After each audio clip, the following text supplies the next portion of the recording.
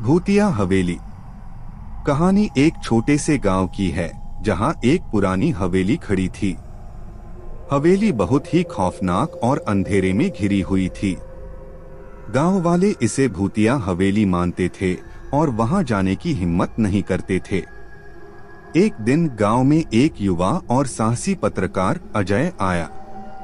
उसे हवेली के बारे में सुनकर बहुत जिज्ञासा हुई। अजय ने तय किया कि वह हवेली की सच्चाई जानने के लिए वहां जाएगा। वह शाम को हवेली की ओर बढ़ा। उसके दिल में एक अजीब सा डर था, लेकिन उसने उसे नकारते हुए अपने काम पर ध्यान केंद्रित किया।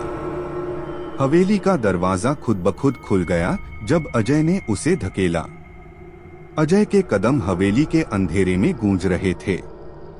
उसकी टॉर्च की रोशनी में हवेली की पुरानी दीवारें और उधड़ी हुई छत साफ दिख रही थी। हर कदम पर अजय का दिल तेजी से धड़क रहा था।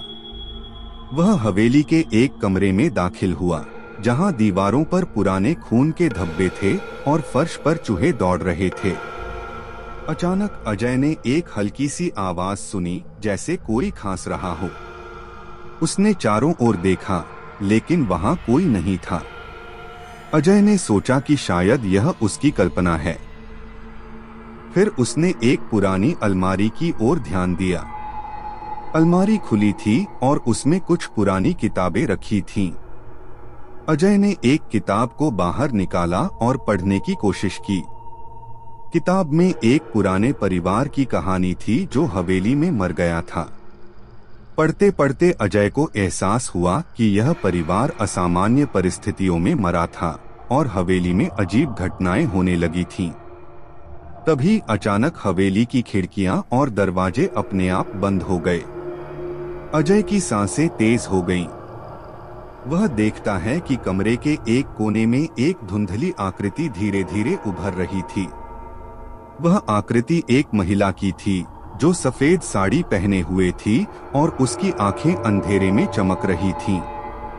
अजय डर से कांपने लगा, लेकिन उसने हिम्मत जुटाई और पूछा, तुम कौन हो? क्या तुम मुझे कुछ बताना चाहती हो? आकृति ने धीरे से जवाब दिया, हमारी आत्माएं यहाँ फंसी हैं। हमें शांति नहीं मिली, हमें मोक्ष चाहिए। अजय ने महसूस किया कि हवेली में आत्माओं की पीड़ा है।